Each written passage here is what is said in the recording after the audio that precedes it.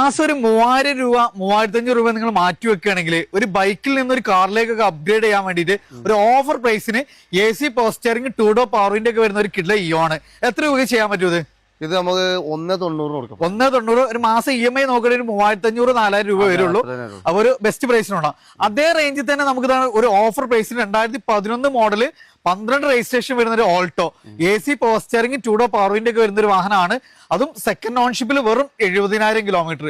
എത്ര രൂപ ചെയ്യാൻ പറ്റും? നമുക്ക് 1.20 കൊടുക്കാം. 1.20 കൊടുക്കാം. അതേപോലെ തന്നെ നമുക്ക് അതേ ബൈക്കിൽ നിന്ന് ഒരു അപ്ഗ്രേഡ് ചെയ്യുന്ന ഓഫർ പ്രൈസിന് ഒരു ആണ്.